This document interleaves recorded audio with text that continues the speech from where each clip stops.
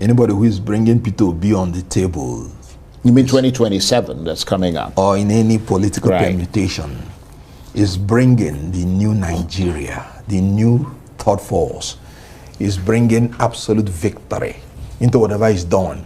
Right. So you are talking about a political party. We are talking about, when you come to election, you talk about candidates. Peter Obi electrified Labour Party. Peter Obi has no business to lose sleep about whatever is happening in any political party. How many months did he join Labour Party? And he made what he made. People are loyal to his person.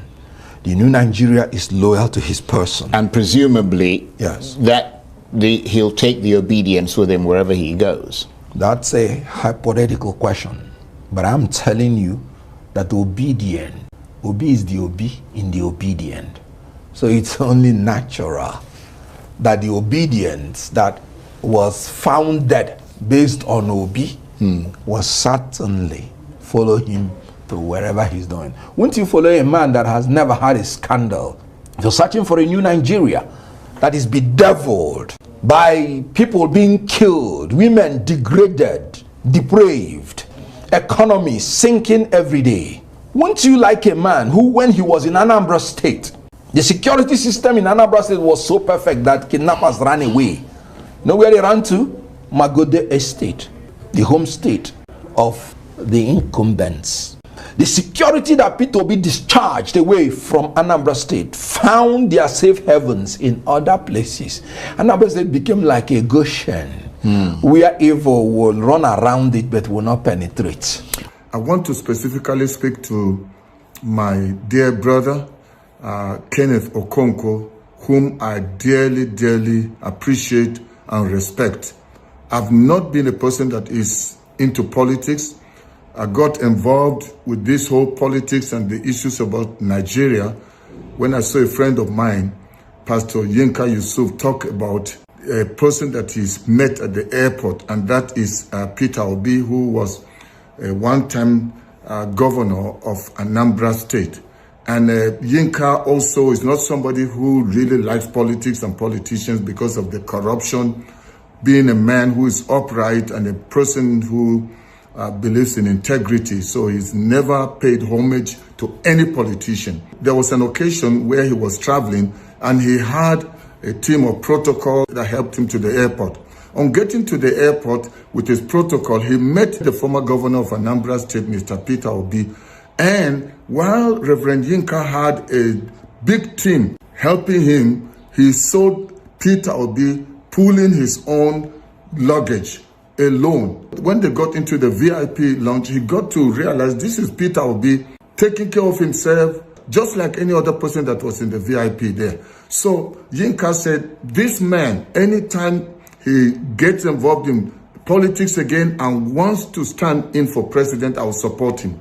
And that's how I now saw that, wait, you mean Yinka can be excited about politics and see somebody that he can stand for? And I guess that's how Yinka got involved, and also I started reading things that he was saying about Obi, the kind of person he is. And then the whole obedient movement thing started.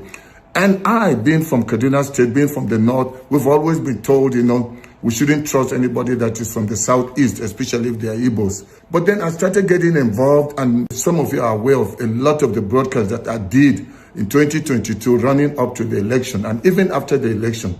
And it was so sad that the election was stolen in plain sight. Nobody can convince me that Mr. Peter Obi did not win, which is what even Kenneth Okonkwo and many others believe. Okonkwo made broadcasts, he spoke a lot on television, Kenneth, and I really respect him. And even after the election was stolen, he came out, he was among the people that kept speaking. The challenges that happened in Labour Party, Kenneth Okonkwo stood in. But somewhere along the way, I think some things happened that he had to step aside, and currently not really supporting Peter Obi, and is back to supporting Atiku. However, I just want to make a special call to you, Mr. Kenneth Okonkwo, that looking at what has happened in Nigeria, it's not just about grabbing power from Tinubu and the APC. Let's be very frank. I am from Kaduna State. Since 1999, we've never had somebody from the southeast. And since you can see that this man, Peter Obi, has what it takes. I think all of us should really support him. Even if it's just one term, let's give it a try. I still believe that among all the candidates, whether it is APC, PDP, Labour Party, or let's talk about the current coalition, Peter Obi still stands above them all. The idea of Atiku, somebody that has tried about 6 times, this will be the 7th time, it will be shooting ourselves in the foot. I know you are a lawyer and you're a very smart person. You've got your views, and I'm not trying to change you or police you. You've got your rights. However, I think your current stand on supporting Atiku is not wise. If they were going to allow an open primary, I can tell you, Atiku will never even get 20%. Let them try it. They should try an open primary where the people are allowed, not only the obedient, but let Nigerians that support this new ADC that has been formed, let the general public be allowed, not just a few people that are selected. You know Atiku. You know what they have done in the past. He's just going to buy the delegates. They're going to use money, and you know, principal, that you also have supported, that you have stood with, is not going to put in money there. And if people have to pay to get the ticket, the process is already flawed. Let's know who will deliver the goods, who will help Nigeria, the new Nigeria, Mr. Kenneth, that you're advocating for. Let's give Peter Obi a chance. I'm not trying to police you.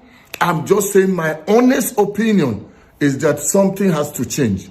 I really respect you, Mr. Kenneth.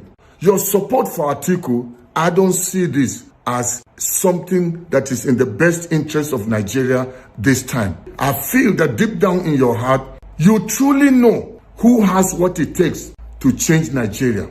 You know who has character, capacity, vision, and the know-how to bring about change in this Nigeria and this current situation that we're facing. So I call upon you, let's please lay aside anything that has to do with sentiment, self-interest, allegiance to anyone. Let's think Nigeria. That's what I'm thinking. And I believe we're all thinking Nigeria. Mr. Kenneth, I know you will do the right thing. You are a very intelligent person. You're also God-fearing. Let's do the needful. It's not just about let's give it to the North so we can have the Northern support. Currently now, I believe that Peter Obi has the needed support, even in the North, to win the presidency. This shouldn't be an issue of coming as a coalition, but knowing behind their mind that they are pushing Atiku because they know he will give the money to get the ticket. Let's please do the right thing. This is my call. I'm not doing it because I'm an obedient. I'm not obedient. I'm not Labour Party. I'm not in politics. I'm just somebody that's concerned about the welfare of Nigeria. And I know, Mr. Okonkwo, you will do the right thing. We have been calling Atiku to step aside. Atiku should step aside. What is he fighting for? Was he in the coalition for his own self-interest? Atiku, if you don't want the last disgrace of your lifetime, please step aside and give Peter Obi a chance. Atiku coming in, I can tell you, they're just going to hand over this ticket free of charge on a platter of gold to Tinubu and his co-hosts. This is not a threat. This is just an advice from a brother who cares about Nigeria. Please, let's allow someone from the Southeast. Let's allow Peter Obi. I believe we will not regret it. Mr. Kenneth, please think twice. You are a man that prays. Pray and let God speak to you for the benefit of Nigeria.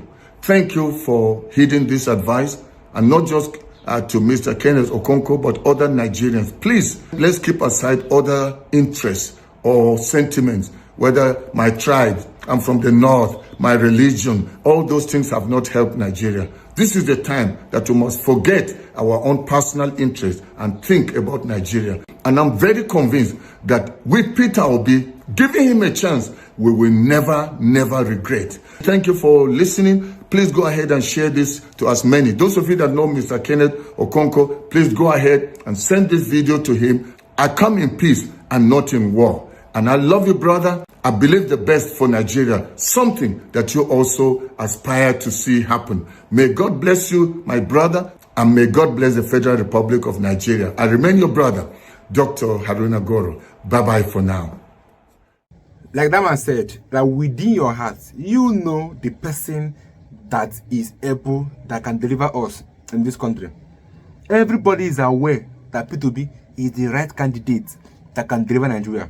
But because of tribalism, because of personal interest, because of what you will gain from Tinubu government, because of what you achieve by trolling Peter Obi online, that's why most people are coming out to say these things about Peter Obi. Okonkwo Kenneth have come out before and said that Tinubu is this, Tinubu is that. And now, the same Okonkwo Kenneth is standing with the Northerner.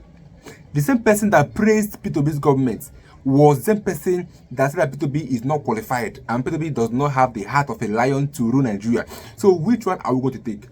It's when we stop being biased in this issue of who will lead us where, the better for us as Nigerians. Because if we keep on being biased, talking my brother, my auntie, my tribe, we will keep on choosing the wrong candidate. And Nigeria will keep on suffering until we learn to wake up and do the right thing. This is a wake-up call for Nigerians. Because within your heart, within Reno Omokre's heart, he knows that this candidate is the best. And he has proven himself that he can lead Nigeria into a great nation. But tribalism will not let him do so. He wants a personal, or he wants a position in APC government. That's why most people are just here saying things negative about Peter Obi, because they want to be seen as good people in the eyes of APC so that they can actually give them position. But this is not how it works. If you're working in politics, you should actually have a heart, have conscience. A leader leads people to greatness, not to failure. So if you are coming out now to say that you want to enter politics now, and you are still being biased, you are still working based on where you benefit, then you are not ready to be a leader. Peter Obi said that he is not actually coaliting to remove Tinubu and everything, that he's coaliting to see Nigeria work. And he have measured those candidates and said that he himself is the most qualified. And he said that he's not contesting for vice, but he's going to contest for the flag. That means he's going to be the person contesting for the position of the president. So every side talks about Atiku and everything. Peter Obi still stands that he's going to contest to become the next president of Nigeria. And he's calling on the youth to stand by him. Because this is a wake-up call. This is a wake-up call. Is earlier we learn to stand on the right thing than always looking for what to benefit us. Because all we take in Nigeria is today. Nobody is thinking about tomorrow. You don't know that if you sacrifice today, tomorrow will be better.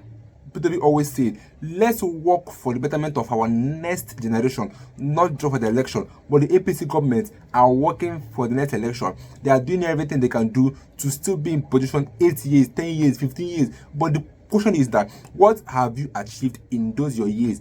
APC have stayed like over 10 years in Nigeria. What can we say that they've done? We cannot even hold one thing they've done. Naira to dollar rate is increasing. Bag of rice is increasing. The economy is going down. Everything in Nigeria is going down. Insecurity is rising.